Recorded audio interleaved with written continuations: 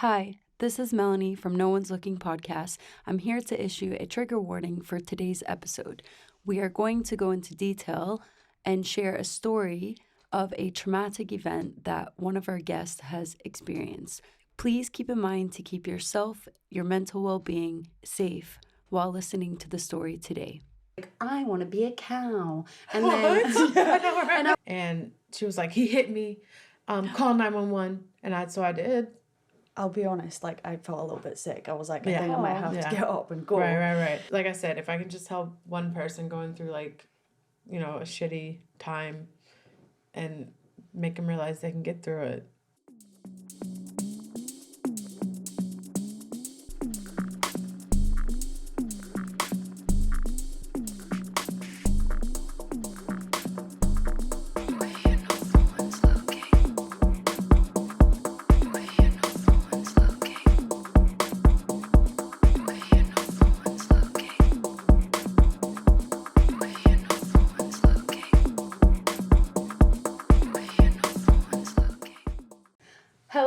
Hello. Welcome to No One's Looking, the podcast where you can say whatever the fuck you want. I'm your host, Melanie. And I'm your host, Maggie. And today we have our guest, Nicole. Hi, guys. Jazz hands. Nicole's here. Nicole is actually my niece, but we did grow up, like, we're only 2 years apart. So 18 months. 18 months. Yes. So not even 2 years, actually. Right. Yeah. So yeah. 18 months. Yes. So, when Melanie was 9 months old, your mom told me this. Melanie was 9 months old, and then my mom was 16 at the time, and she went to your mom and was like, I'm pregnant. And your mom's like, what? I'm not done having kids, Yeah. But she loves, she was so ready to be a grandma, Yeah. And oh my God, yeah. My mom was like 36 when she had me, so she would have been a grandma so my mom 36. was 16 when she got pregnant, 17 when she had me, and then my dad is 7 years older than my mom, so it's like, I think that was like normal back then. Yeah, that's kind of gross. I know, right? I would a little. But also, your dad, when I was younger, he was like. Cool. Amazing. Yeah. He taught me how to whistle, snap my fingers together. Right, snap a finger then. Ooh. Yeah. He taught us this thing, like. I still do that. Yeah. Yeah. It's like a nervous thing, I think. Oh, it was just fun. I think he does it to do something with his hands, you know? It's just like really, I tried to teach the boys that as well. Can like, they think it's fun. Yeah. Birdie taught them. Because I feel like some people can't even snap. No, that's so. No, it's definitely bizarre. a skill to like. I don't know how to whistle. Right, exactly. I think it's genetic. Yeah. I could probably do like a monotone whistle, but I couldn't do like a fun, like, the flirty whistle. Wait. I don't even want to try. Wait, I'm gonna try. I can't. It sounds so like blowy. Didn't my dad teach you how to whistle? Yeah, but I have to like be like very hydrated, and my lips need to be in the perfect condition. Yeah, but not too moist. The air needs to be, and the wind needs to be blowing the right way. Yeah, so you can inhale the correct air to blow out in the correct manner. Yeah. So Nicole came over from America. Yeah, I've only been here. I got here Friday. So it's Tuesday. Yeah. So this will be out in like February or some shit. I don't know. So, but I've only been here for a couple of days, but I'm staying for a month, and yeah. Yeah. No, I'm very happy that you get to be here. I know, me too. Yeah. We were supposed to be recording this episode online. I know, and I did not want to do that. I was like Zoom? Like, how are we going to do that, And, so I was so excited just to be here for the podcast. Yeah. Like, not just the podcast, but that was like a big thing, because I know, like, it's y'all's business, so. Yeah, this is our full-time job. Right. As you can see, like, I feel like the last time you came over, I was just like teaching yoga and being like mom. Right. And so I had so much free time, and like literally every night you've been here, I've worked almost every night. Like, so we've been fucking busting our ass off. So by the time this comes out, I better have been reaping the rewards for all that hard work. Okay. Yeah. We better have at All right, least 100 audience. viewers. Subscribe to the Patreon so these girls can feed their cats. Yeah, literally. My cat don't is need out to of eat. biscuits. We don't need to eat. It's just the cats that need Yeah, food. my kids are Exactly. fine, but my cats are starving. Exactly.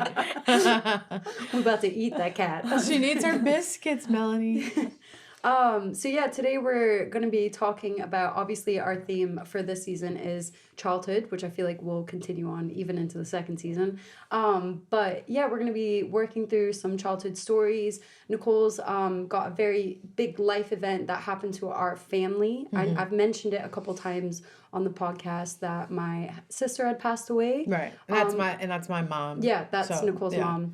And we literally, I felt like she was my mom as well Right. in a way. Like Yeah. whenever... Yeah, Definitely. I like literally grew up like being over by Yeah. your house, and it was Right. like the best times Right. ever. Yeah. Like And you totally seem like sisters. Yeah. Like literally that's how I perceive you. Yeah. Like I was saying that earlier. When growing up, like in America, people would always call us cousins. You know? yeah. Because And I was like, no, I'm your aunt. Because they're so close in age, Yeah. but they didn't understand. You know, because when you think of like an auntie or something, it's like someone old. Yeah, exactly.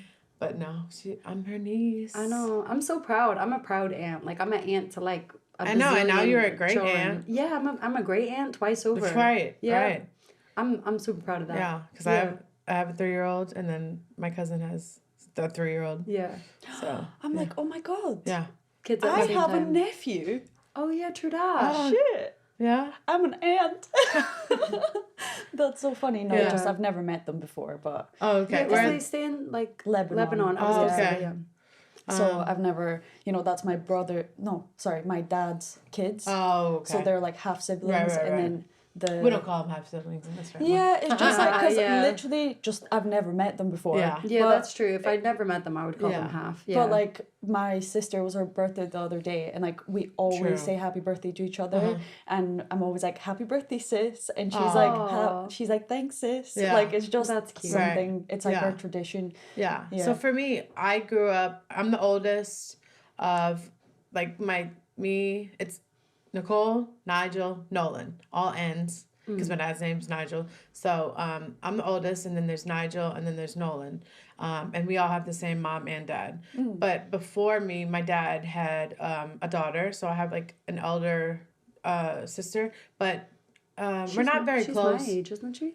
Oh yeah, Yeah. yeah. she's Because like the remember same y'all age as me. did some acting stuff together. Or, Yeah, we were in a play when you were together. kids. Yeah, Lol. but I haven't Sorry. seen her in a while. She moved to South Carolina with her husband. They have like 4 kids now, Oh, like cute. all girls. She's so pretty. Oh yeah, wow. yeah.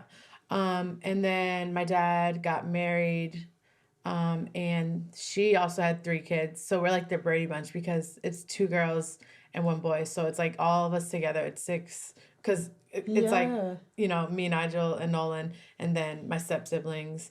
And I don't even call them like my stepsister. Like I'm like, we don't even look anything alike. And I'm like, this is my sister. And they're like, really? And I'm like, yes. They're so like Yeah, especially like Yeah. Paige, because she's Yeah. like redheaded. freckled Yeah, well, and not like redheaded, really but cute. yeah. Not saying you're not cute. Like you're both cute. I was like, yeah, but you No, just but don't she's look like anything freckles, alike. yeah. But and people are like, y'all are related? And I'm like, yeah. Like just because we say sister, Yeah. even though we're no blood relation. But I've known her since she was like 4 at least. So Oh, that's Yeah. so true. Uh-huh. Yeah, because I didn't meet them until way later on. Right. Like, yeah. And I even, because my dad got married, I was probably 13 when he got married, but I met all them when I was like 11. Damn. Yeah. I didn't Wait, realize that. so your mom and dad split up? Yes. Yeah, Okay. Wait, yeah. let's bring it back. Right. So, I don't know when they split up. They after Katrina. Right. Sorry. I was like, I remember. Okay. Hurricane Katrina Right. in New Orleans. Is it? Yeah. Yeah. Yeah. So, because I was telling Melanie, I don't even remember like a lot of my childhood. Like, I wasn't bad, but I don't know, nothing like sticks out to me. Yeah, I don't know it if comes I'm back. like burying emotions or whatever, but it's just like, I just think it was a normal childhood. But, Everybody does. right. Yeah. Do you remember when your mom and dad bought that big bouncy castle Yeah. And I was just talking to Mia about that when she was bringing me to the airport. So every time we'd come over, because we had so many kids and so many birthdays. Yeah. That they just bought like the bounce house, you know. It was fucking awesome. Because it was so expensive to rent every time, so they just went and bought one. Yeah. Yeah. Yeah, it's like, do we rent it twice or just buy one? Right. Yeah. Makes sense. I mean, and we had a crawfish boil and the bouncy house every year for my birthday, and then for Nigel and Nolan. But my birthday's in March, so that's like the beginning of crawfish season in New Orleans. So it's like always crawfish boil, always the bounce house. But now I'm like, no, we don't need the bounce house. Yeah, no, I wish we still had it. Like literally, I know, right? I fucking love a bouncy castle. Like I just remember so many times going over to your house, and then we would all day play in the backyard, and we would just constantly plug it in and then unplug it and wait for it to deflate on top of us and suffocate us, and then we'd freak out. And so me and Mia were talking about it, and I was like, that's like a claustrophobic moment for me. Yeah. But we used to love it. We used to do it constantly. Right. Yeah. But it just depends. Like if you didn't catch a window, you know how like they have the little the ropes or whatever. If you didn't find one of those, you definitely felt claustrophobic. Yeah. You know?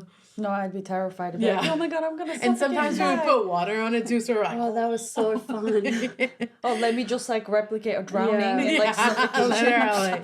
Literally. It's great. We lived life on the edge. I know, it sounds like it.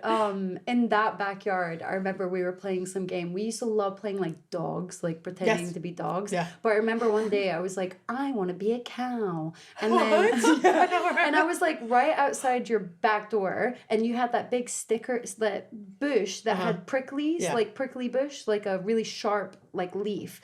And I was like, I'm gonna be a cow, I'm gonna eat leaves. And why did I pick that bush to try to eat? And I put it in my mouth, and I was like, what the fuck? You were always cows are disgusting. I was like, I don't want to be a cow anymore. You were always a little blonde, you know what I mean? Man, don't say that to me. I fucking hate when people say that. It really pisses me off.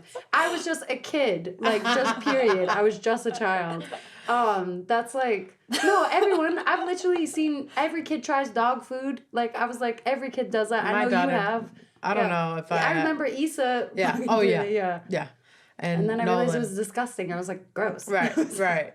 Yeah. But we can talk about my parents breaking up, I guess.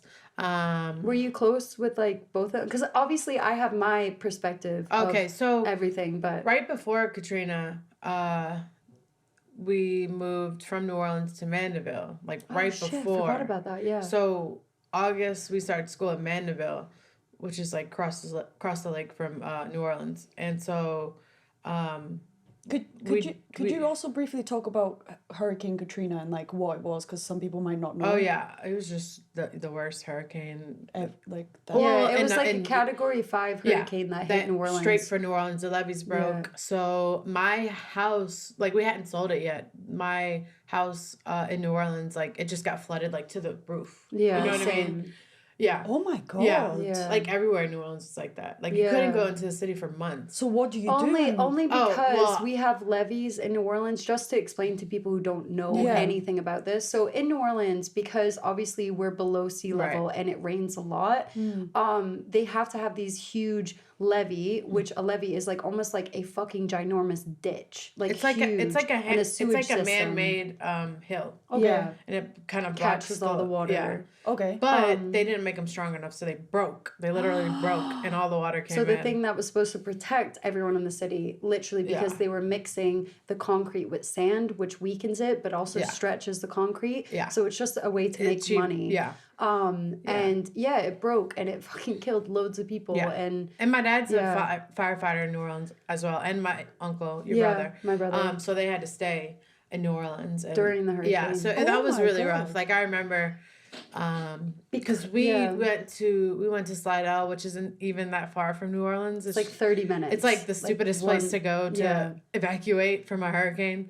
But we went there just because my uncle had a generator. So, like, because we knew the power was going to go out. So, if you have a generator, we're coming over. But And then it ended up getting crazy over there. So we went to my dad's side of the family who was in Baton Rouge, and they actually had power. Yeah. Baton Rouge is like, the capital. Upstate of Louisiana. Yeah, it's like about an hour away from New Orleans. And I hadn't seen my dad for like a month at least, or two even. Only because when the hurricane happened, basically they had built this bridge that connects, because New Orleans is almost like, it's not an island, but you have to cross this huge lake to get to New Orleans. And in the bridge, again, they had fucking been mixing the bridge concrete with like crap material, and the bridge broke, and it was a brand new bridge, and it literally like 2 bridges broke. And so like everyone that was in New Orleans while the hurricane was happening and didn't evacuate were literally trapped there. Yeah. And Well, so, for like, my dad, that's not the reason. He was there for his job. Yeah. He could have left, but they needed as many people as they could take, So like my dad, even all my dad's brothers are firefighters, so they were all there. And I just remember like, because we stayed in Baton Rouge for like a month, and then we finally got to see them, and it was just like, we were like crying. I was like, oh, we're so happy to see you. Because we didn't even have phone service. Everything was gone. Yeah. That means you literally lost everything. Oh, no, because I moved to Mandeville right like a month before Katrina hit. So all your stuff was there. Yeah. But then all your family stuff, like all your family home stuff? Like for all of my stuff was fine. But like, I don't know, like pictures and stuff, but it's like material things, and everybody got some people got like money from FEMA to help them out with, but I know it's really weird because like because I can't really speak on that perspective because I moved literally a month before Katrina hit. That was the same with us as well. My mom was trying to sell her house, and we had like just moved all of our stuff into Mississippi, like an hour away. What? That's so lucky. We had sold the house. Finally, my mom had been trying to sell this house for ages, and then Katrina hit, and we like lost the sale. Talk about that gave me goosebumps. That's like she redid everything all by herself. Like, and then Katrina it was really sad. Yeah, because I remember. Like, obviously the house was like flooded our houses were flooded for ages. And then going back, and there was black mold all like the roof of the house, like every inch of it was covered in black mold. I remember horrific. Like my dad was telling me he went and visited the house like in a boat. Yeah. And it was all the way up to the ceiling. Like the ceiling. Like the attic. Yeah. Like 6 foot of water. It's like a 1-story, like a bungalow. Oh, that's okay. It's like Oh, whatever that is. It's just I'm like 6 feet, flat. 2 meters. I don't know. I have no idea. Meters like blow my mind. Right. Meters is not that. Yeah. Meters is 3 feet, right? It's like a yard. I know. 1 meter is like this much. Yeah, 3 feet. Is it? Yeah. 3 feet. That's like a yard then. It's 100 centimeters. I know that. Don't. I'm an engineer major. I am a yoga teacher. But yeah, and then so we stayed in Mandeville for a couple of years. I spent 6th grade and 7th grade in Mandeville. Yeah. So I was like 11 and 12, and then for 8th grade, like 13, we moved back to New Orleans. But we're like living in like a camper kind of because we're still renovating the house. Yeah. But my was mom it in front of the house? Yeah. Yeah. But my mom like wanted to go back to New Orleans, and I was like, okay, I don't care, But like, I mean, I didn't have an option really. Yeah. But the school was fine. Like, I went back to the school. I had Hines. You went to Hines. I went to the same school that I was going to before. It's just different location. Like, the whole city changed, And so then that affected your mom and dad's relationship? Like the hurricane, or? They were kind of going through it before that because they bought that house in Mandeville, and I think like my dad was paying for it, but like their relationship was just rocky. And they've been together for so long, right? Since my mom was 16, that's my mom's first everything, well, they've been together since my mom was 14, so that's like my mom's first everything, and she married him, had all her kids with him. And then okay, since he had to stay in New Orleans a lot, Yeah. he ended up meeting like my current stepmom, but he was actually cheating on my mom. Oh, right. Okay. Yeah, so they got a divorce. Shame, shame. I know your name. Yeah. I mean, I love my stepmom, but you know, other people would say different. No. I don't really know her. She never really talks to me. She's probably scared of you. I don't know why. Like, I'm so friendly. But like, You're terrifying. I remember going over there once.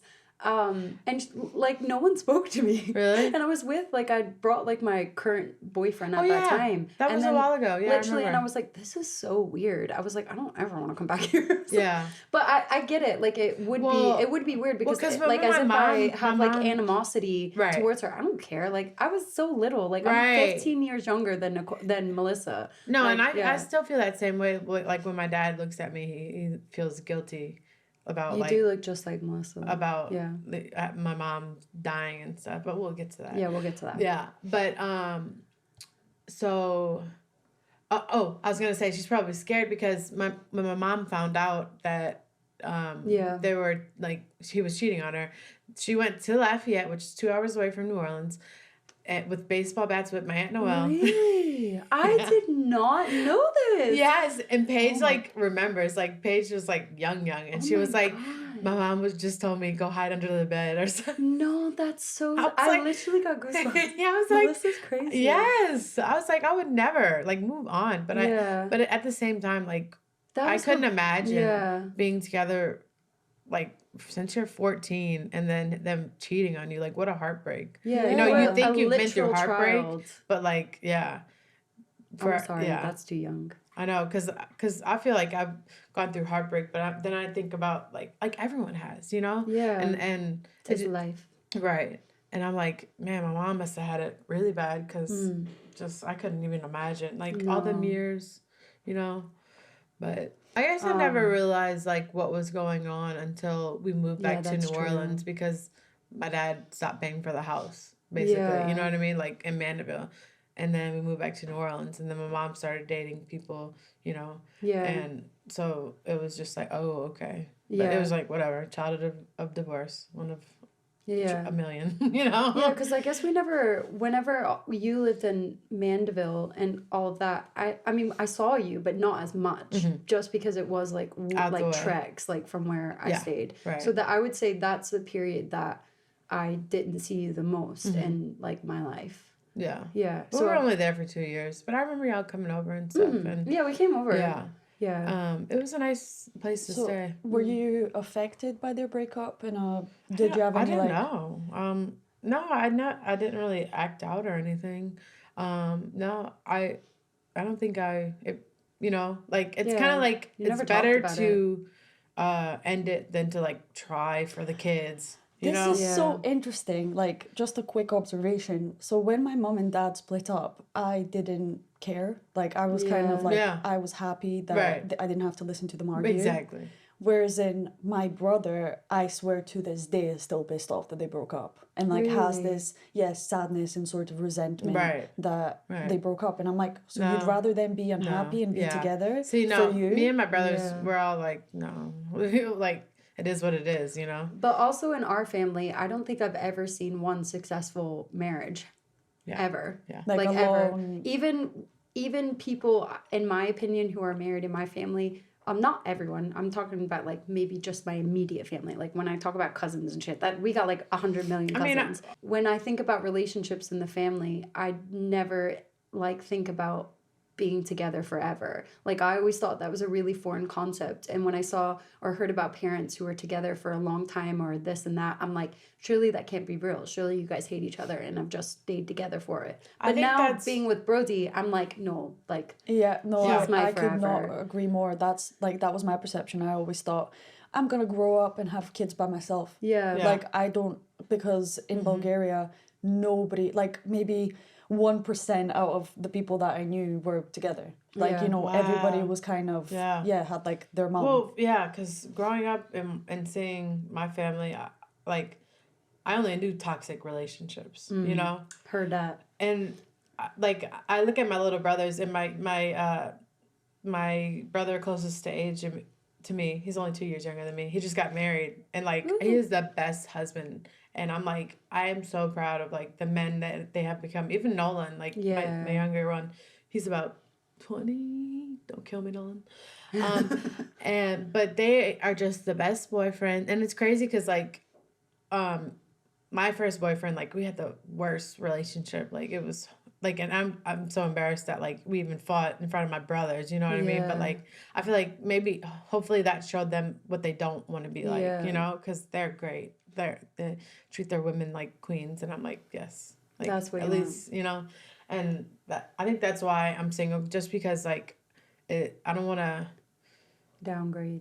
Yeah, and I or like my list of things that I want. Need a list. Yeah, exactly, and so it's just and my mental space, I'm not really there to where I'm ready for something serious quite yet. Just because it's just been a lot, you know? Yeah. No, I feel like even, like, when I went through the period of breaking up, when me and the boy's dad broke up, like, you were there. You were literally there when we split. Thank fuck.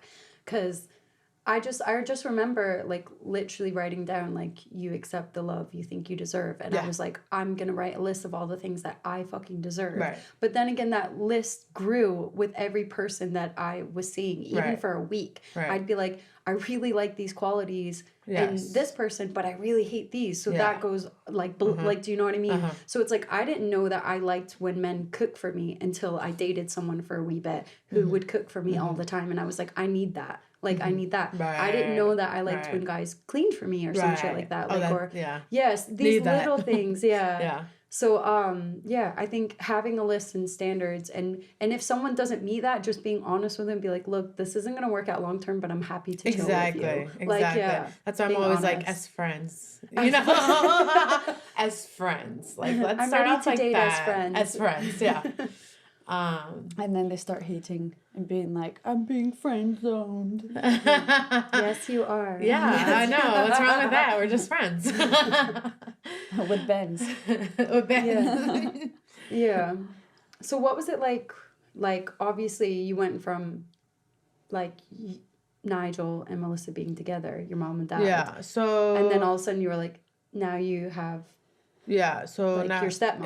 It was great. You know, I loved having a big family. Like all of us, like I said, Brady Bunch. We had a van, so we would go to my dad's on the weekend and go Chelsea's house and like with her kids, and it was crazy because like we all had like age matches. Like Nigel and Zach are only like a week apart.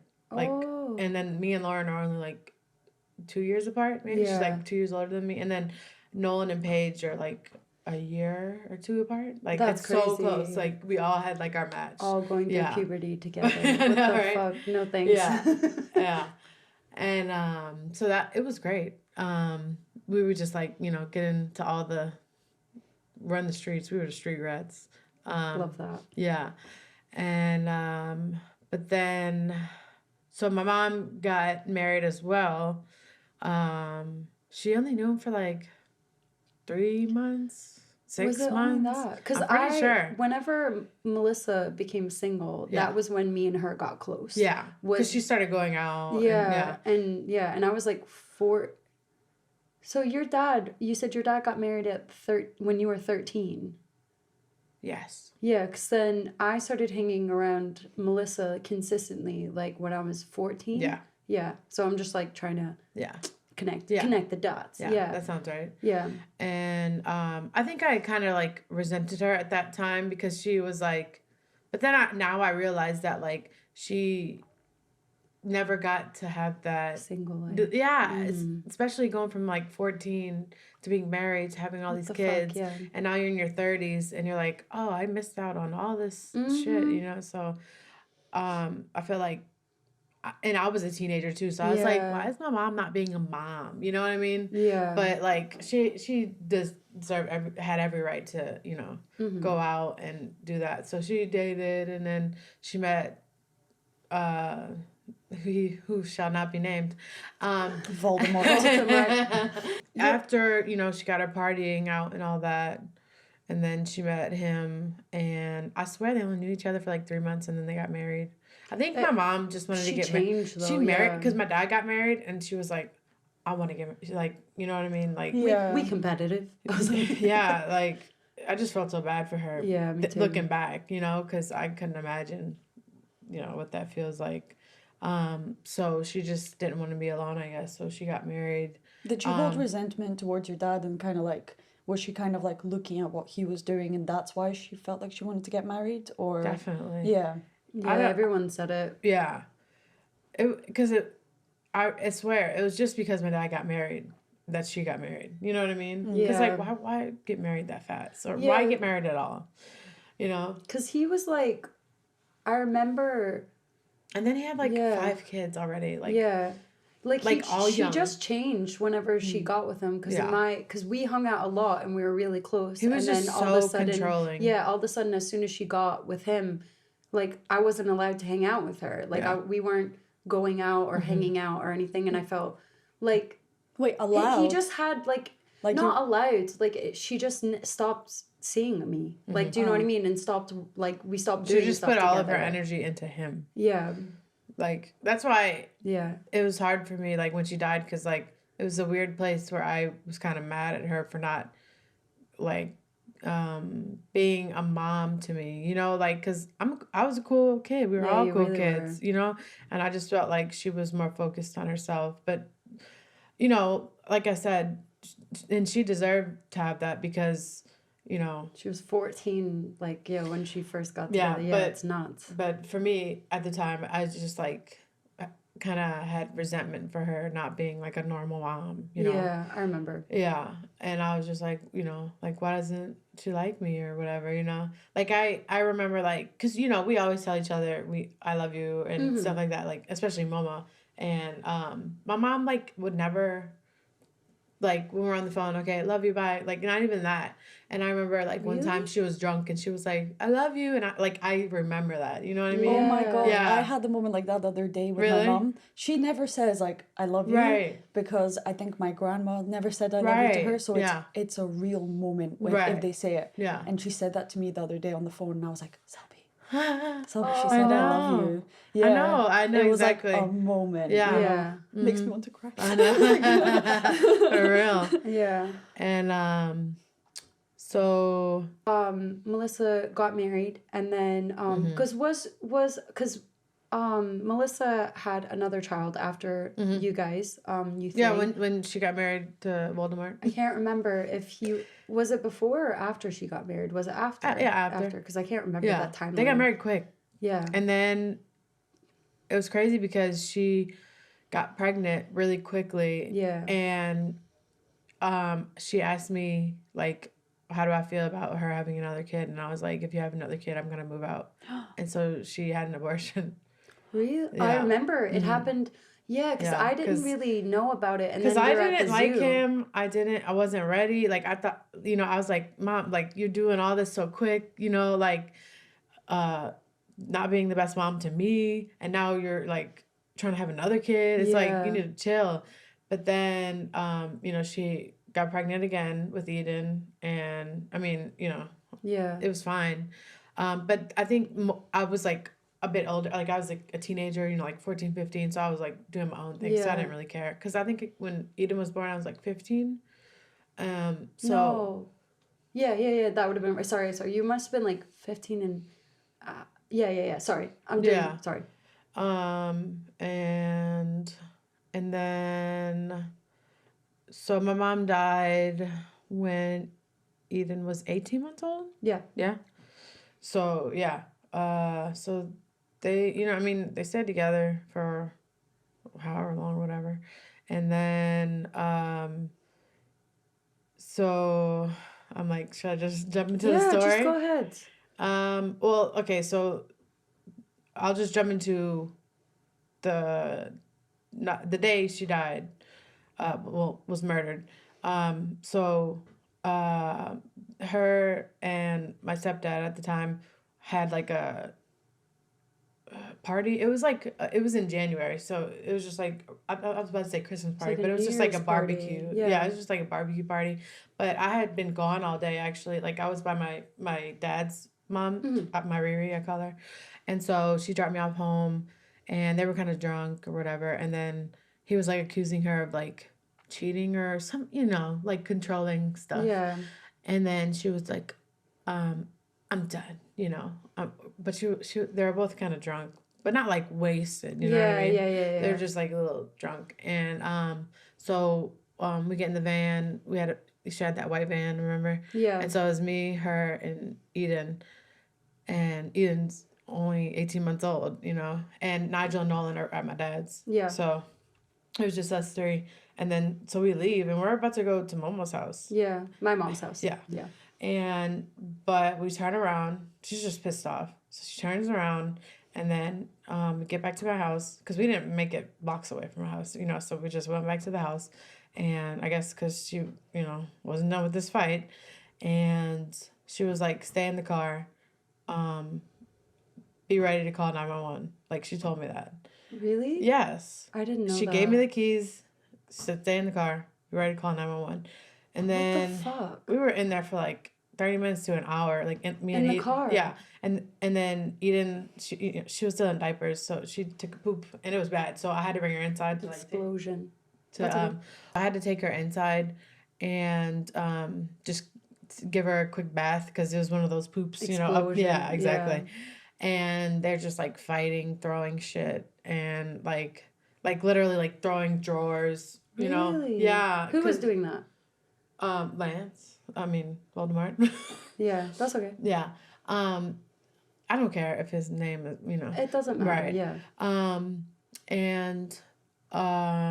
So I'm washing off Eden, get her cleaned up, put a diaper on her, and then it was a really small house. It was only a 2-bedroom, and then 1 bath. So we come out the bathroom, and I just hear like a bang, and then I look at my mom, and she's on the ground, and I look at my stepdad, and he's holding a gun. I didn't even know he had a gun. You know what I mean? And I'm like, and so I just like grab Eden. She has like no clothes on, just a diaper, and it was like in January. So and I just ran in. Luckily, like before I even got out the house, I was dialing 911 with Eden. Yeah. With the car keys. I get in my mom's van. I was like, how old was I? 17. No. Oh, I was 16. Sorry. I was 16. Didn't have a license or a permit yet, but I knew how to drive, you know. But so I just hurry up, get in the van with Eden. She's in the front seat with me. Yeah. Like I'm like, fuck that, because I mean, I just heard a gun go off. Yeah. He could have killed me. You know what I mean? Yeah.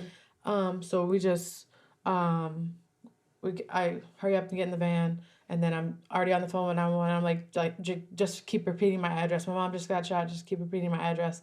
And they're like, we're on our way. And so I make it around the block. It's like a pretty small block. Yeah. And then as soon as I make it around the block, the cops are pulling up, and he's actually trying to leave in his truck. And so I sorry, what, he's trying to leave as well? What the So I fucking parked that van, and Eden is like, because she's a baby, so I'm like, oh shit. And then I'm like, that's him. And then so they arrest him, and then I go inside to like tell my mom, like, the cops here, it's gonna be okay. And I run inside, and I'm like, Mom, like, the cops are here, it's gonna be okay. And then I realize like she's not moving, and it's like a pool of blood. And so I just like, at this moment, I just like ran out the house, and I just like collapsed on the front yard and just started like crying, like, you know. Sorry. And all the neighbors came out. Yeah. And all the neighbors came out, and the neighbors across the street, they had some I know. I'm sorry. No, it's okay. The neighbors came out, and because Eden was naked, she just had a diaper on, and they put some clothes on her, and it was like little boy clothes. And the first person I called after the police was Uncle Mike. Yeah. Because he's a NOPD. On homicide, like, detective. Yeah. And he was like, did you call the police? I was like, yeah. I was like, yeah. And then I guess he told, he called everyone else. Yeah. And because, like, everybody came, like, my mom's side of the family, my dad's side of the family, like, everyone was there. Yeah.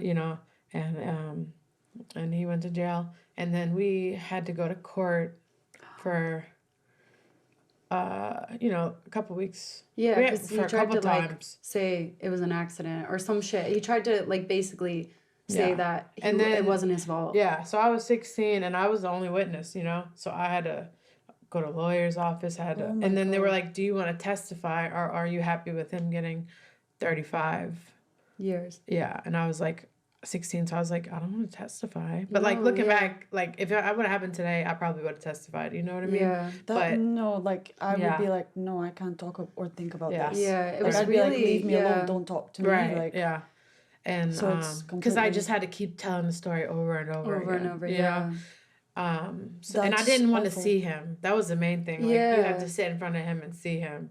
They can put just like a blocker. They do. Oh really? They do that. Yeah. Which they should have said that to you. Yeah. It's kind of ridiculous that they didn't. Because even with my court case that I had out here, really? They said that they were like, "Do you want a blocker for it?" And I was like, "Yes." Because it's a trigger. You know? Yeah. Because when someone's done something horrible to you and your family, like, I don't want to see them. Like, yeah. And like, you also don't know how even they're being gonna in the act, courtroom like... when we were there and seeing him from the back of his fucking head. I know, and like, it was crazy because like horrible. his other baby mama that had all them kids with him was like on his side, and I'm like, he's a murderer, and you're still gonna be on his side, like that's insane. And this is the first time I've actually heard the story, because I think, like I was saying to you earlier, that everyone always feels so uncomfortable to ask you, because obviously it is like like it is traumatic, like going through it, but we were never by ourselves to really ask.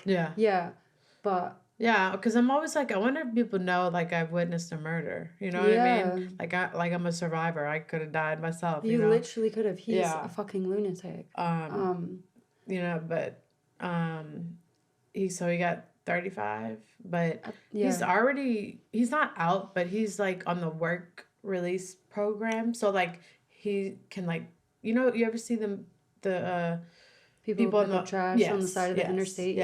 Exactly. So he's doing something like that, like he has a job, but it's only been 10 years. Like I'm like, how do you get that much freedom already?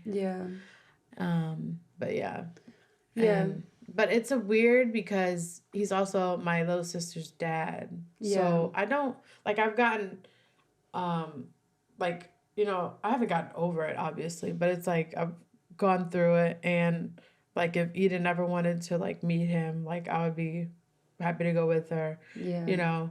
Because you were both there. Right. Like, But, I mean, if not, that's on her, too. But it's all up to her. But I don't even think we know where he is right now. Like, because Mama was trying to get Uncle Mike to find out where he is, because they're supposed to tell the victim's family if they're ever moved, where they're, you know, it should be really easy.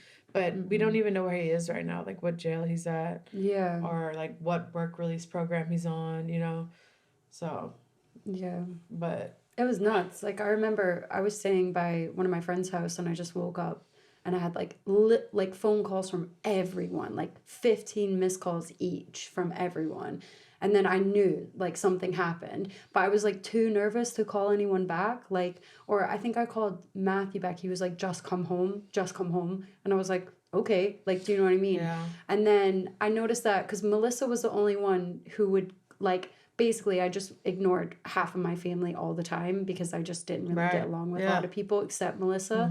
And she was, anytime when my mom wanted to get in touch with me, she would call Melissa and say, can you call Melanie? And I was like, why don't I have any missed calls from Melissa? So I sat and tried to call her over and over again.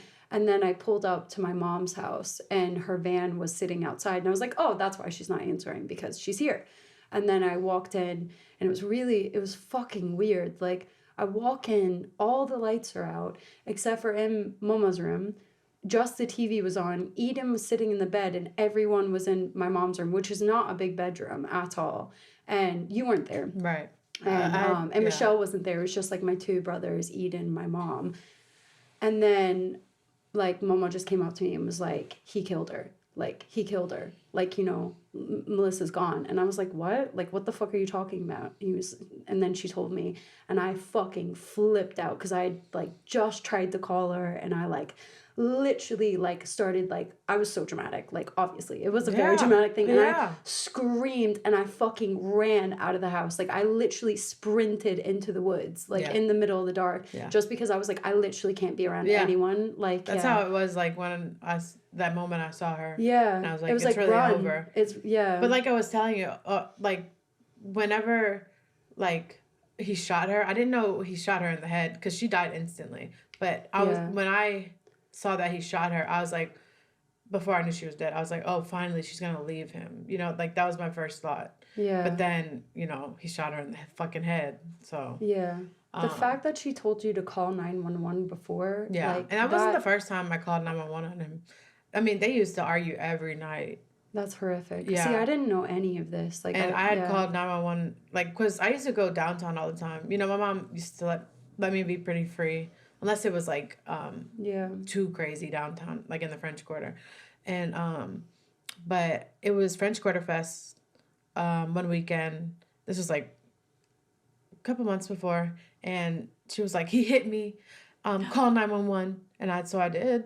And then when it got there, she was like, never mind. You know how it goes. Abusive relationship. Yeah, exactly. And the thing is like, while all of that was going on with Melissa, I was going through that shit with that older guy, Nathan, right. remember? I know. And I didn't tell anyone about anything. I think everyone, Melissa especially, suspected. Yeah. And I genuinely believe, like, I carried around so much guilt because I felt like if I would have told her what was happening to me with Nathan, then maybe she would have been like, wow, the same thing's happening to me with whatchamacallit. Like, I can't be an example. Like, do you know what I mean? But I don't feel that that now. But I know what you mean. Yeah. Coulda, woulda, shoulda. Yeah, that's what I mean. But no, I mean, everything happens for a reason. I know. Even the shitty things. Coulda, woulda, shoulda is my number one motto. I'm like, I don't like to think about what could have. Right. Because it's like, okay, in another dimension that even the thought of the possibility of something else happening is already existing in another reality. Right. Yeah. So you're living in this reality. Yeah. And that's just how it is. True that. Yeah. So it was nuts. Like whenever, so. And then my brothers were out of town when it happened. So that night they came in. I think my dad knew, but he wasn't going to tell them until we got to, because I was at my Riri's house, my dad's straight mom's. After. Right. Yeah. And so everybody, like all my dad's family came over, you know, because we're that type of family. When someone dies, you know, we all gather. Everybody was there. And so my brothers get there and they, you know, we sit down in the room and they tell them what happened. And I'm just like, you know, like stoned because I'm in shock still. It's the night that has happened. And, you know, I think it was really hard for my little brothers. Like, I mean, obviously hard for everyone, but like, my Nolan was like silent, so like mute. Yeah. For like he didn't talk for like the next 2 years, like, and every time we would bring up my mom, he would just cry, like the youngest one. Oh, I love Nolan. I love Nigel as well. Right. Yeah. But it was just tough because I mean, even thinking back at it, like we were all so young. Yeah. And that's why I'm like, I'm so proud of the men y'all have become, you know, because our dad isn't the worst, but he's not the best, you know? Yeah. But, you know, I just think everything we've been through, you know, makes us who we are. But, you know, I got really depressed after my mom died. But, like, I didn't even know what depression was. Like, but I had a friend who had lost her mom, like, the year before that. Mm-hmm. And so that really helped, like, to have someone that lost a mom, you know, because... so we became best friends, my friend Katie. Yeah. And she helped me get through it a lot because I was like, I didn't like being alone ever. And she was like, yeah, the showers are the worst. Because, like, you have to be alone. And, you know. The showers, Yeah. And I was like, damn, you were right. That was bad. Yeah. You know, like, because it's like, that's all you can do is think about it. But, and then I just got really sick. I think my emotions turned into... You know, how, like, your anxiety will affect your body. Or, like, you your know, immune system. Yes. And so I got, like, really sick after that for a while. And I didn't go back to school for, like, at least a month. And my brothers, I think they went back after, like, 2 weeks because I didn't help them to get back on that schedule again. Yeah. But I was fucking traumatized. Yeah. So it was at least a month before I went back to school. And then when I went back to school... everyone was super nice. Like, all the teachers were like, I'm so sorry. And I'm like, oh, thank you. You know, oh, thank you. Can I have an A? I know, right? Can I pass now? But but I don't think I really truly grieved until because I was 16, so I go to college when I was 18. I'd always like had a big group of friends, so like I made sure I was never alone. You know what I mean? And then when I went to college in Lafayette, which is like 2 hours outside of New Orleans, and started dating this boy, and we stayed together for like 4 or 5 years.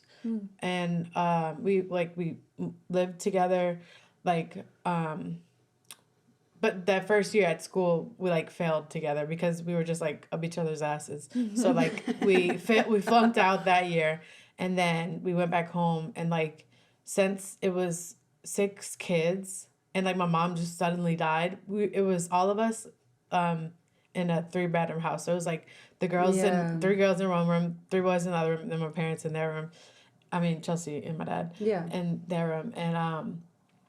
And so I felt like I didn't have a place. So when I started dating him, he was the only child. So like his parents were all like, I basically moved in with them. Yeah. You know, because they knew what was going on.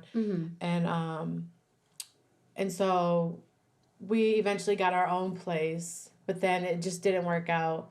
And when we broke up, that was like the first time I like really grieved on my own, like because it was like the first time I was alone. Yeah. You know?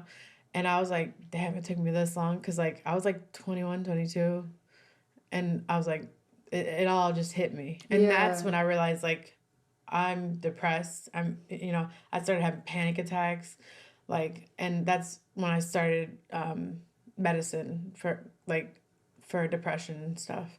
Because, I didn't know what all that was. I was never, like, a depressed person. I think it was just, like, the PTSD. Yeah. And, so. And it was, like, even at the funeral, because whenever, obviously, after everything happened, I just wanted to be next to you all the time. And again, we were around family, so I didn't even have time to really process anything. But they just shoved antidepressants down our throats, do you not remember that? Like, whenever that's why you don't remember, because it's like literally. No, I didn't. You didn't take any. No. They for me, everybody was on Xanax and all this shit, and I was just like going. That's why I got so sick, because like all the emotions were it's like everybody kind of forgot about the person who went through the shit. Like, I felt like everyone else went to therapy and did their thing, but I didn't go to therapy until I was, like, 20-something, like, old enough to make my own appointment. You know what I mean? Like, after the breakup, that's when I was like, I need to go to a doctor. Like, something's wrong. Like, and that's when I, put 2 and 2 together. Like, well, obviously, my mom died, and I witnessed a murder of my mom. So that's a big thing. Yeah. And it was just like, I was finally addressing it then. Yeah. But initially, I didn't. So I think that's what they call it, complicated bereavement. I was going to say complex grieving. Yeah. Yeah. I had to look into that. Yeah. Yeah. And it's just basically like, you didn't go through the grieving process correctly. Yeah. So you're kind of always going to be grieving.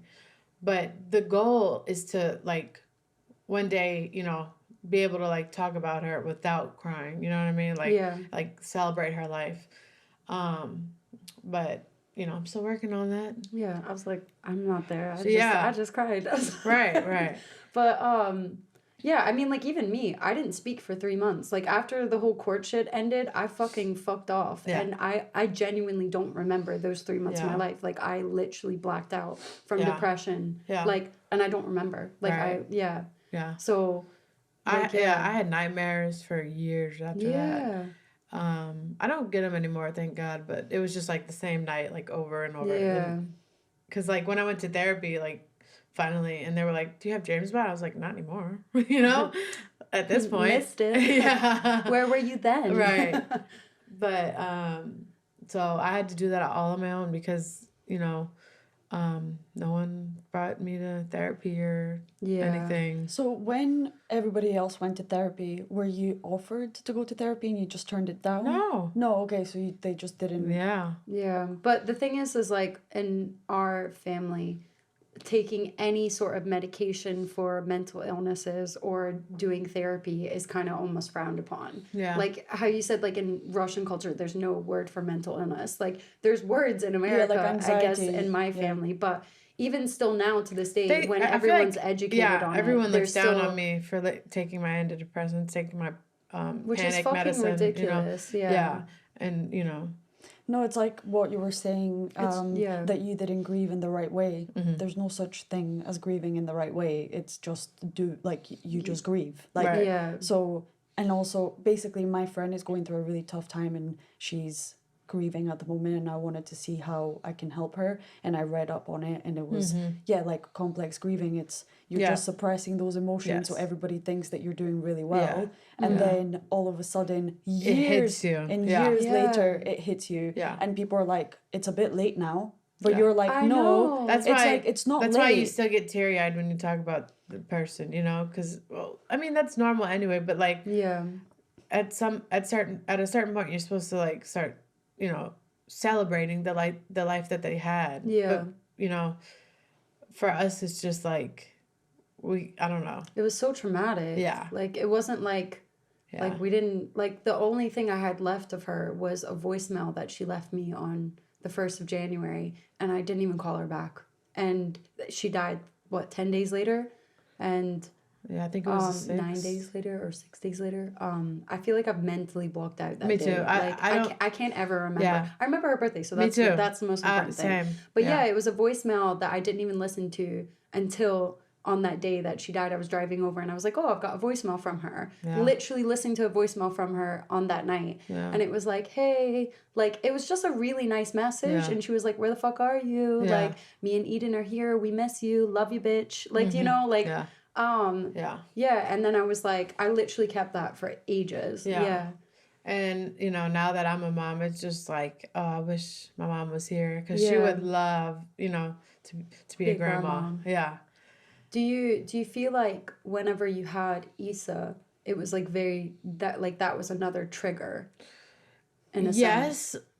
In a way, because I feel like now I'm afraid that I might die early one day and like leave Issa, like shit, I didn't even think about that. How my mom left me like too soon, Like I don't ever want Issa to like be without a mom or a mama, because like mama's all I have, like my other grandma is like dementia out, like very and it's just my baby daddy left me, so it's just me, so it's like I just want to, it's like I don't want to die because I don't want her to go through what I had to go through, but like with less, because I know what you mean. Yeah, because mama's getting old. No, exactly. But for real, because like she has a great grandma, but she doesn't have a grandma. So I just feel like I have to be like super mom sometimes, but I mean, that's how it is when you're a single mom anyway, but, Yeah.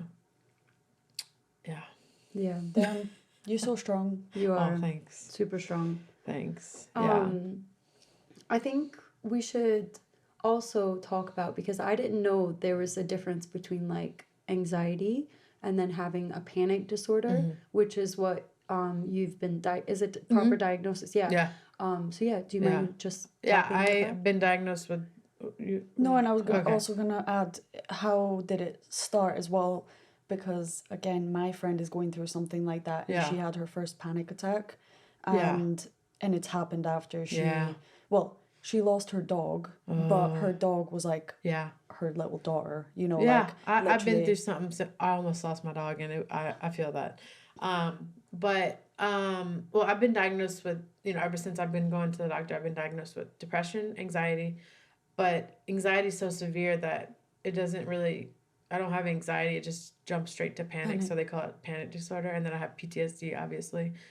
And I have ADHD. And I never was diagnosed with any of these things when I was younger. You know what I mean? But I'm still working on coping with anxiety. I take my meds, but I mean, this past summer, I went to the psych ward. Like, I wanted to kill myself. Like, my depression and anxiety were so bad. Like, I just really wanted to kill myself. And so, you know, I didn't want to do that to my daughter. And so as soon as I had that thought, I just like drove myself to I barely even like remember driving myself, but I was just like, I wasn't eating, I wasn't sleeping. It was just like the anxiety taking over. And it was like that for a week. Like, I hadn't slept. Oh my God. Yeah. And so it was like 1 a.m, and I just told Mama, I was like, I need to go to the hospital. Like, I think I'm going to kill myself. And she was like, do you want me to come? And I was like, just stay with the kids, please. And so when you say that at a hospital, like, you're having suicidal thoughts, they have to admit you for 3 days. So for 72 hours, they have to put you on hold. Yeah. And so basically, they took me, I was taking ADHD medicine, and that was kind of like making my anxiety worse.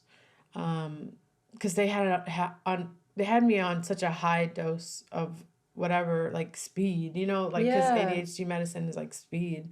And so they took me off of that, and and I'm just on my regular antidepressants and my regular, like, anxiety medicine, just like as needed, you know? Yeah. And, that helped a lot. And just going there made me realize, like, how bad I don't ever want to go there again, you know? So I really learned a lot, and it was just like, because you didn't know that they were going to hold you. No. What was it like? Like, what? Yeah. Walk us through the hospital. It wasn't. No, I'm just kidding. It wasn't like, crazy people. Like, a lot of people were like coming down off of like heroin. Shit. And some people were suicidal. Some people were just like I made some friends in there actually, and they were like, I just told them it obviously wasn't their first time there. They said I was having very bad anxiety. And I was like, oh, I should have said that, huh? Because like I had like everybody had, no. We could get these pencils, but like, you know, those flexible ones? Yeah. It was like everything was like childproof, you know? But they gave me a freaking red colored pencil, and I was like, oh, I guess y'all know what I'm here for, you know? And so, but I had my own room, but it was so fucking boring because we couldn't have phones. There was only one TV, and it was in like the where we eat at, and like that was only 3 times a day. And like when I first got there, like I still wasn't eating because I was just like out of it, you know? Yeah. And they were like, but when I started taking my medicine, they were like, you need to eat. Because like I was like, I feel like I'm having a heart attack, and they were like, did you eat? And I was like, oh yeah, forgot. And but it was fine. I mean, the first day, I was freaking out because they were like, we're taking you for 3 days. And so I was freaking out. I was like, no, I want to go back home. I changed my mind, you know? I promise I won't cut myself. Right. I swear, I was just kidding. And they're like, no, you have to, you know? And I'm like going off, like freaking out. And so they gave me like a shot, like, in your butt. Yeah. And it was just, I'm guessing a cocktail of benzos and probably ketamine. I don't know, whatever to knock me out, because I was out. Like, I don't remember anything after that. Like, because they had to drive me to the nearest like psych, which was like in St. Charles. So it was like at least an hour outside of New Orleans. Like the closest person to that hospital was my brother, and he was even an hour and a half away from them. Yeah, Nigel.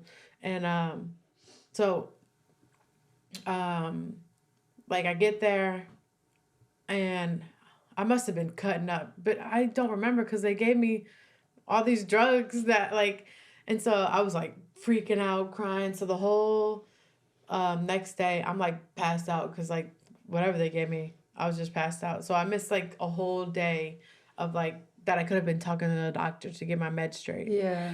And but I just like stayed in bed all day.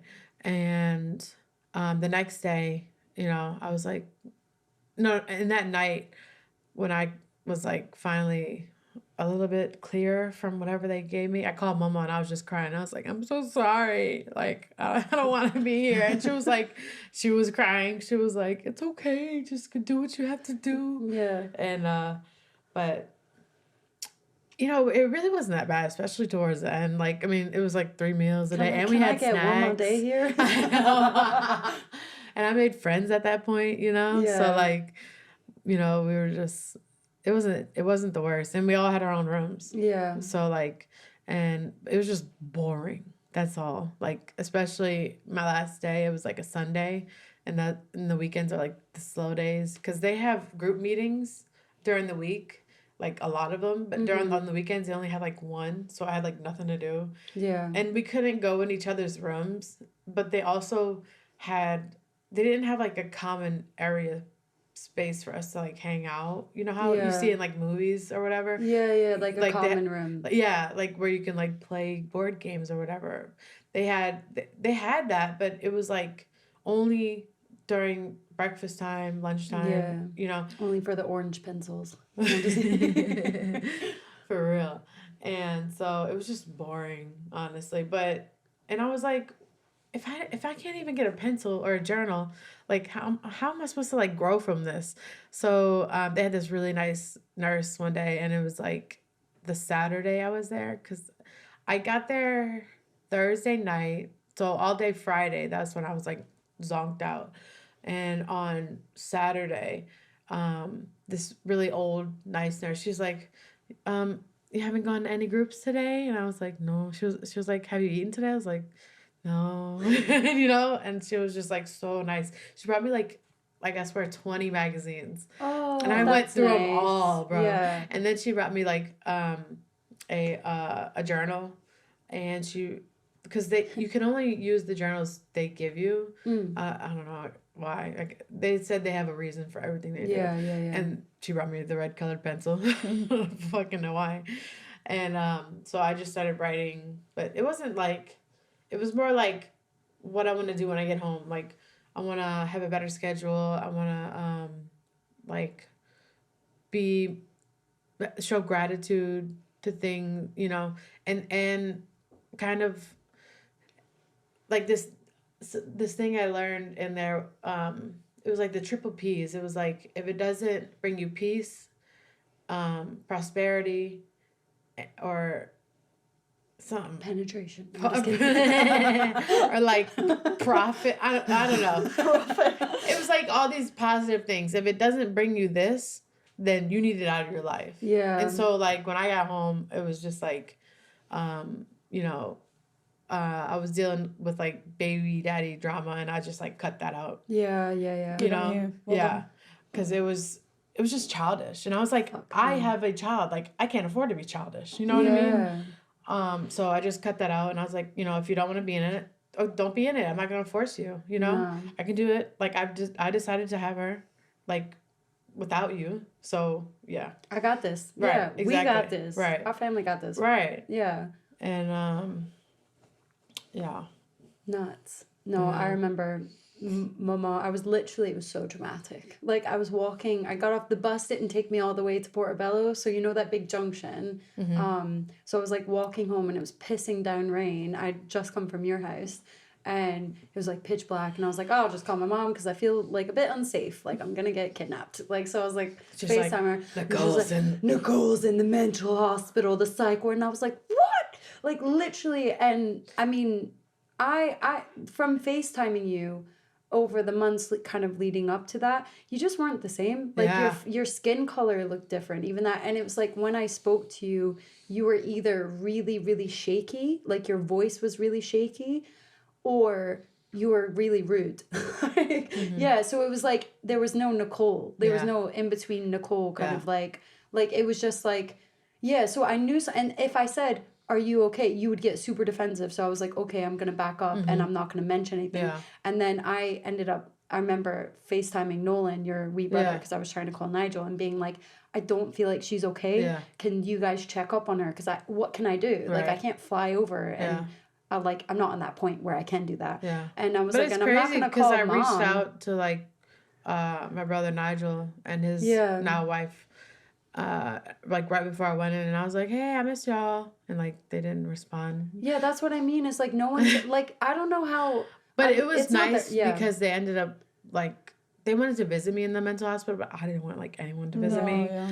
But they brought me clothes because like nice. They brought me everything that they could, you know, and I really appreciated that. Yeah. And like Zoe left me a note. That's my brother's wife. Yeah. She left me a note saying like I'm so proud of you. Like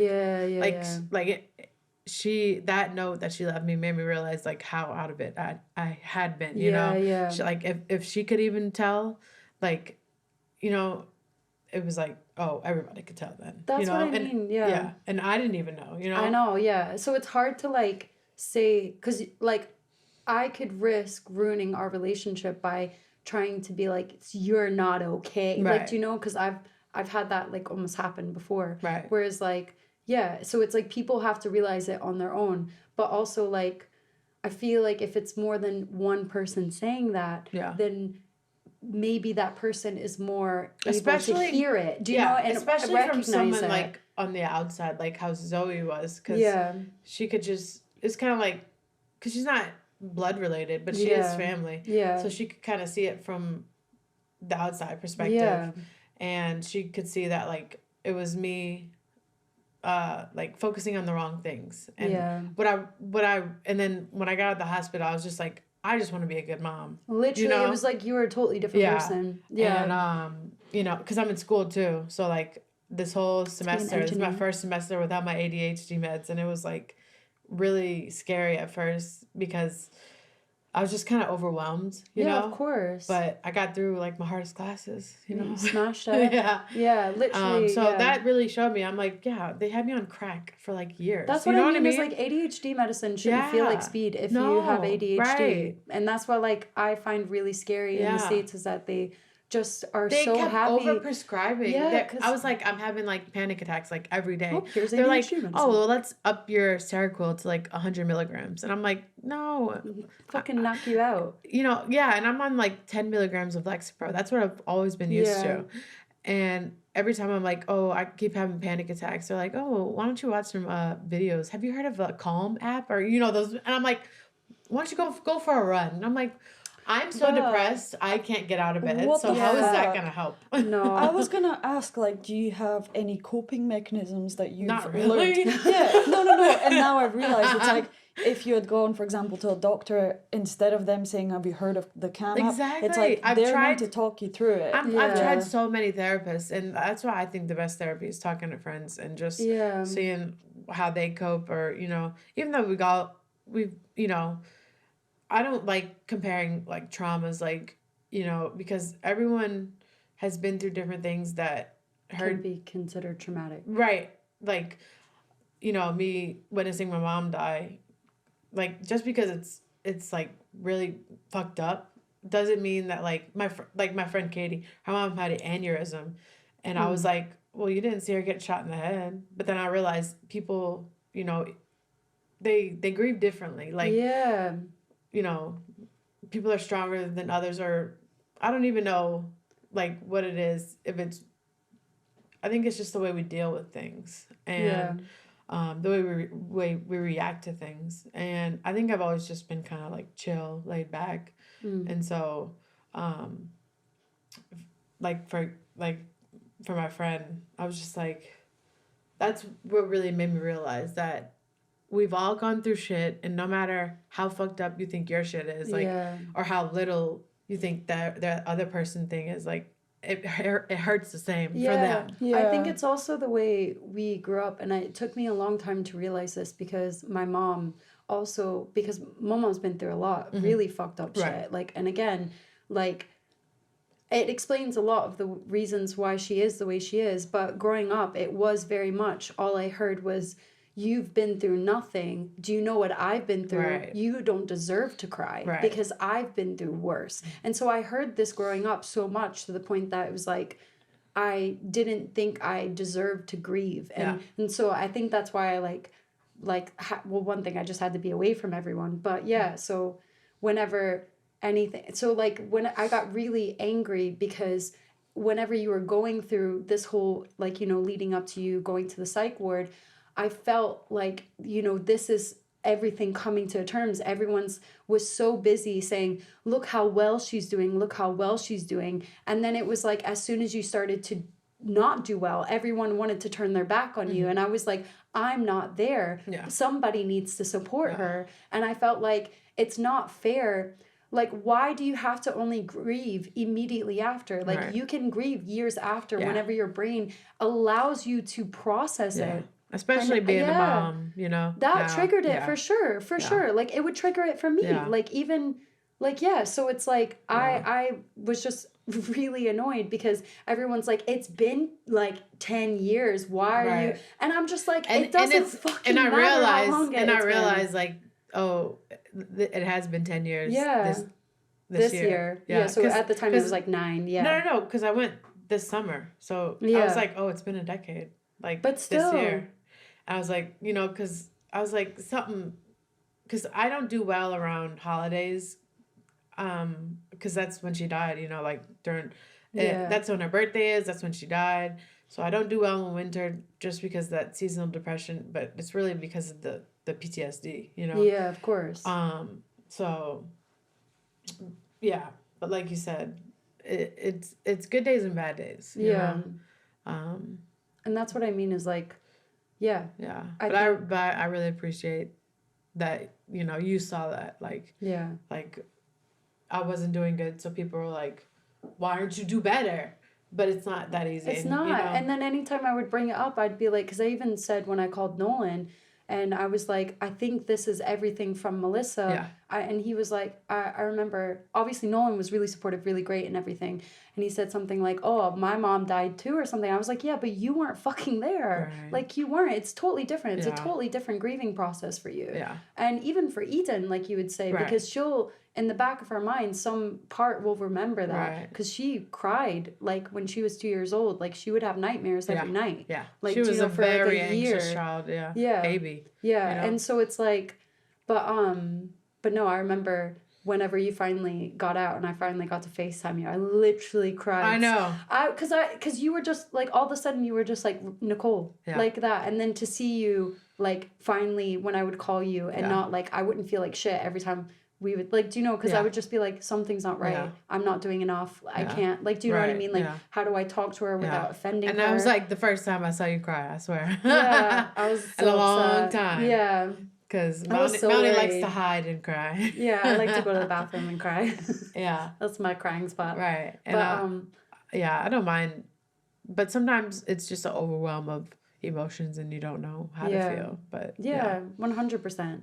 But I genuinely, to be able to recognize something's wrong, I'm going to hurt myself, and then be able to say, I need to go and get help is so mature and so self-aware that, like, I'm so fucking proud of you. Like, I am, because I don't fucking care what anyone else thinks. You know that you literally had to help yourself. Like, and that's so much fucking harder than taking the easy way out of just ending it, you know, because then you're just passing on that trauma and sadness to someone else. Because it's too overwhelming. And to say, like, no, I'm actually going to make the decision to work through this shit and grow is, like, amazing. So you should be so proud of yourself. Thanks. You should. And to be able to talk about it, and it's not even, like, been a year. Right. It's literally been, I went in July, maybe? Yeah. And it's nice. Or June? Yeah. And, it was because when I got home, I just wanted to stay home for a while, you know? Like, I was like, I'm never going back to that place again. No, thank you. I know. I changed my mind. Please, I'm just kidding. It was a prank. It's a prank, bro. I was so mad when they were keeping me. I could just imagine you freaking out and then being like that right in your butt. And I was about to fall asleep, and like, I was literally falling asleep, and they were like, we're just gonna give you a little something to calm down. And I'm already, like, falling asleep. And I was just like, jerks. Did you wake up in different clothes, or did you still have your clothes on? No, I woke up I always imagine it. Because I vaguely remember, like, getting to the hospital where I stayed that had the psych ward, and they, like, when I first got there, I was like a bitch. I was like, well, why would you do this to people? But I was so out of it. Like, like it's like bits. It's like when you're blackout like slurring, drunk. Yeah, it's like that. That's how I remember it. And so I had to put on these like they're called paper scrubs because like you can't hang yourself with it. It's literally everything. Fall apart. And then another thing at the hospital, you had to keep your door open at least like a crack, and that was so annoying because like when you go to sleep, the light is always on in the hallways, you know. And then they check on you like every hour. I wouldn't feel safe. I'd be like, oh my God, no, a creep is going to come into my room. Like, well, it was like they kept the girls on one side and the boys on the other side. But like, no, as in like a monster. Like, like that, like, you know, the irrational fear of like my door's open, something's going to happen. But it was hella bright in that hallway. So, but, you know, they gave me stuff to help me sleep and all that. And... you know, I'm definitely happy I went because I needed that. Me too. And they were just like, we can't believe they prescribed you all of this, like this high of, it was like Vyvanse and Adderall, both. Like, really? Yeah, both. And Are they you were both fucking high. kidding me? They're both for ADHD as well. Vyvanse is like a stronger version of Adderall. Yeah. And then you shouldn't be on both of them. Yeah. Because, like, he gave me the Adderall for when I was coming down from Vyvanse. Because he was like, oh, you could still, like, lose weight. Basically, he was like, so you don't binge eat, I will give you Adderall for the evening. So I, like, wasn't sleeping, wasn't eating. Yeah. And no, this is an Mama issue. was like, oh, like, that makes sense. Like, because, you know, when you can't sleep, like, you literally go crazy. Yeah. So, yeah, that's how it was. Yeah. If I have one day and I don't sleep, I'm a raging bitch the next day. Like, I'm not good if I don't sleep. Yeah. Like, I couldn't imagine a whole week. See, I didn't know that you weren't sleeping. Yeah. Like, yeah, because, like, yeah, I didn't, yeah. Wasn't sleeping, wasn't eating. Yeah, we weren't talking as much as we would normally do. Right. Like, do you know what I mean? Because, one, I was a wee bit scared to FaceTime you and stuff. Yeah. Just because I didn't know who would answer. Do you know what I mean? Because it was, like some days you were really shaky and some days you were just like on it. Like it was like really intense. Yeah. Like, yeah. And I think it was definitely the Vyvanse and the Adderall. You were like a crackhead. Yes, for real. Yeah. And Mama was like, you need to stop taking that stuff. And I was like, shut up. Yeah. I'm like, but that's what they prescribed me, you know? And no, doctors are supposed to take care of you. And I feel like in America, they just over prescribe everything. Yeah. Like I remember going to the doctor when I was 16. I was like, I'm feeling depressed. Didn't ask me about my life, what was my home life like, anything like this. And this was like a doctor who was a parent, to one of my friends as well. And they immediately put me on antidepressants. I remember that. I literally tried, was like, I'm going to kill myself. Right. Like I can have that reaction a lot. So I just stopped taking it. That's what happened to me when they put me on, was it, Seroquel? Is that, no, it wasn't Seroquel. It was a really strong antidepressant, like 100 milligrams at least. And I remember like when I started taking that medicine, it felt like everything was a dream, and I just wanted to like hurt myself to feel something. And I was like, you need to switch my meds. No, that's how I felt. Yeah. Literally, I was like, it was like too numb. No, that's what I think kind of set my shit off. Like after Melissa died, they just started giving me and my whole family Xanax, like straight away, like, and Xanax makes you black out. I don't know if it doesn't for other people, but for me, it makes me black out. And so like a lot of it was in bits and pieces.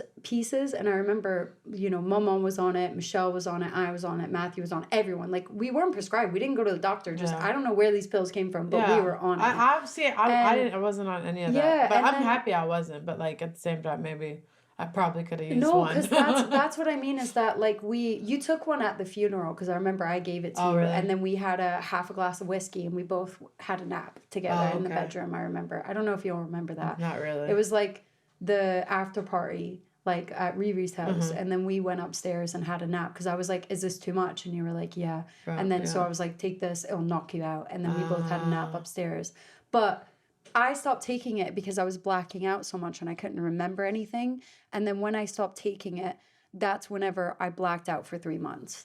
Like, yeah, because because I was taking these antidepressants right after it happened, like I didn't really grieve. Exactly. And then that's whenever, I literally don't remember. And I remember waking up, and I swear, I know this is probably sounds so stupid, but like, I swear I heard Melissa in my head, and she was like, wake up, like that. And I woke up in bed, and I was like with that horrible guy, that one. Yeah.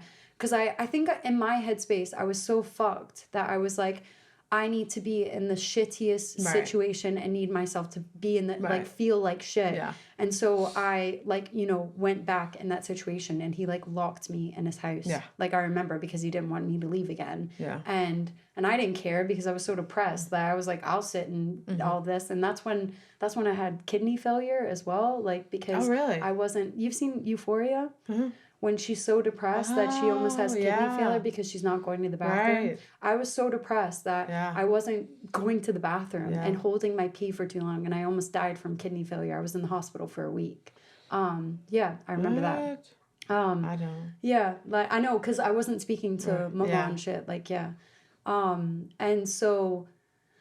Yeah, and then I swear I just woke up one day and I heard her voice in my head being like, wake up, what are you doing? Mm-hmm. Like, what are you doing? Wake up. And then I like, it was like, snap. I remember, I was like, what the fuck? I have to plan my escape. And like, I think it was like, I planned it for like a good few weeks, because I had to, or else he like was gonna like, so I had to like use his phone to call Mama. I was like, my wisdom teeth are coming out.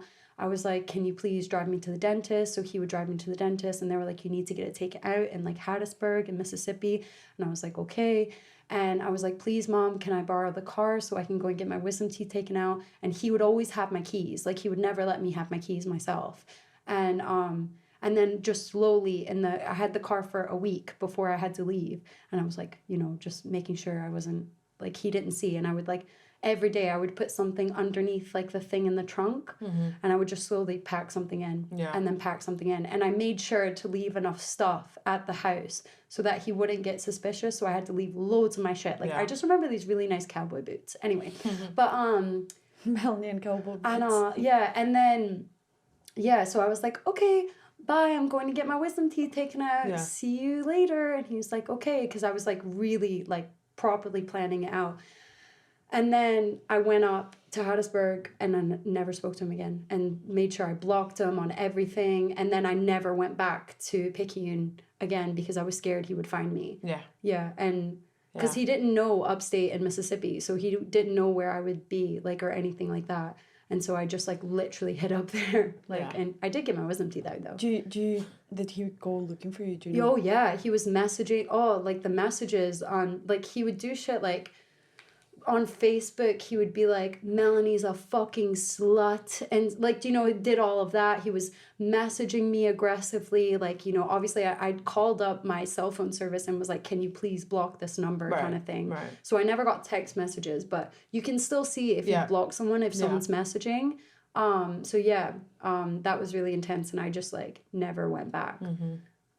So that was nuts. But I genuinely, like, I just felt like she was like, wake up. Like that. You know, I was like, what the fuck am I doing? Like, I need to get out of here. Yeah. Like, All right. But nuts. Can we take a break? I gotta pee. Yeah, me too. I really have to pee as well. Me first. Go. Should we keep everything rolling or pause it? Keep it rolling. We could also finish here or keep it. It's 1 hour and 38. I don't know if we'll have any extra bits to put in though. I'm really hungry. My stomach. Yeah, should we stop? We can. Because we could just do the outro now. Yeah, you want to? Unless we want to talk about more shit. I don't know. I think I covered everything. We can keep going all day. You know what I mean? Yeah. What do you think? I don't have much to contribute because I've never gone through something like this. Right. So it was actually just very. Yeah. Thank you for sharing that. That was. I'll be honest, like, I felt a little bit sick. I was like, I think I might have to get up and go. Right. That sounds like we might need a break. Yeah, because it was heavy. Yeah. And yeah. So thank you. That was... Yeah, I really do love sharing my story, because if I can help even one person, like, realize they can get through it too. Like, if I got through it and I'm in school again, you know, like anybody could do it. Yeah. You know? You're a mom. And, like, yes. yeah, Issa is fucking amazing. Yes. She's my life. And I miss her. No, I'm really proud of you because to be honest, I don't know what if I was if the roles were reversed, like what the fuck. No, like both of you are extremely strong, and you went through family. You went through. Well, I feel like even my mom, I feel like my mom prepared me to one day be without her. Like I feel like people know when their time is coming because my mom, like right before she died, she actually got laid off from her job, so she was just home all the time for like a couple weeks before she died, and it was just like it's crazy how that shit works out. You know, and the way she was like, be ready to call 911. People just know. I think nuts. And but I'm really proud of us. I'm really proud as a whole. Thank you. And I really like because I feel like. And again, this is another reason why I wanted you on, because people always feel so uncomfortable to ask questions that it was really nice that even though it's been 10 years, this is the first time I've ever heard the actual story. And I really appreciate you coming and sharing it because I know it's not easy. I'm happy to be here. And in Scotland instead of doing Zoom. Yeah, that would have been so weird talking about this like over Zoom. I did not want to do that. Yeah. So I'm happy I'm here. Yeah, I really appreciate it.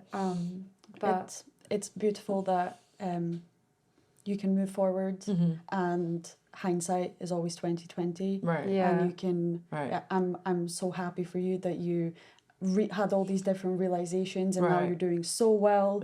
Thank you. You've full on. You've said that you've stepped up and you want to be a mom and you're in school. So. Fucking. It's all for her. It's all for her. No, really. Honestly, you're. And for yourself, girl. Yeah. Oh yeah. You got this. But I mean, if I didn't have her, I'd probably just have a shitty job still. You know what I mean? Yeah. And if Mama didn't give me the opportunity to be able to go to school while she babysits my daughter, it's like No, everything's gonna work out. I'm very excited for your future, for our family's future, your family's future, our family's future. I'm excited to see what shit we fucking accomplish now because, we have this space now where we can talk, and I'm glad that I have you that I can talk to as well. Too. I appreciate it, and I'm glad you're back. Me too. I really mentally am. and physically. I know. Yeah. No, I fucking love you. Even when I finish school, I want to move out here. Yes. I really do. Part of the podcast team. Yes. Yeah. And be an engineer. Yeah, exactly. Just because I just love the city life. I'm not a country girl at all. I'm from New Orleans. So I'm used to running the streets, and I miss it. Yeah. But honestly, I can't wait until you move here. That'll be the best time ever. Yeah. I'll run the streets with you. Yeah. Yes. Maggie's like, I don't want to leave the house. But I'll run my back street with you. Yeah. Do you just do you have any parting words for our listeners or anything to leave you? Obviously plug yourself as well. I have Instagram. It's honeydips7, honeydips with the Z, the number 7. I post some stories on there about what I'm going through. Sometimes I just rant just to, like I said, share my story. I try to be an open book. So, you really are. I feel like I got to know you because I follow you on Instagram and this is the first time I'm meeting you. Right. Yeah. So I literally, when I met you in person, I was like, I feel like I've known you for so long. Well, that makes me feel good. Yeah. I really do. Because like I said, if I can just help one person going through a shitty time and make them realize they can get through it, that my job, I have a purpose, Yeah. And I'm not just going to take the easy way out and, and end it. Yeah. Because there's so much to live for. So much. I need you, so. Yeah. Thank you so much for listening, guys. I hope you appreciated this story, the sharing and everything. Very personal today, very heavy. But thanks for being here. We appreciate every single one of our listeners. If you liked what you heard, you can find us on Instagram, Facebook, TikTok, No One's Looking Podcast, and Patreon as well. If you would like to contribute to our full-time job, this is our full-time job, It's only £2 a month, and you get extra content as well. So thank you for everyone who supports us, and maybe our future supporters as well. And thank you, Nicole, for coming. I'll be the only guest that doesn't have to wear headphones. Yeah. And thank you for having me, guys. It was an honor. Thanks for being here. It's an honor to have you. Thank you for coming. Of course. Yeah. And if you want to send in your story, then we'd love to hear it. Yeah, send the tea. Spell it. Send the stories, because we want to read them out. Yes. Yeah. Thanks so much. Until next time. Bye. That was good. Yeah, that was very good. How long has it been? I couldn't reach you. I'm like, I know. I don't want to mess up the microphone. An hour and 45? What time is it? Oh, really?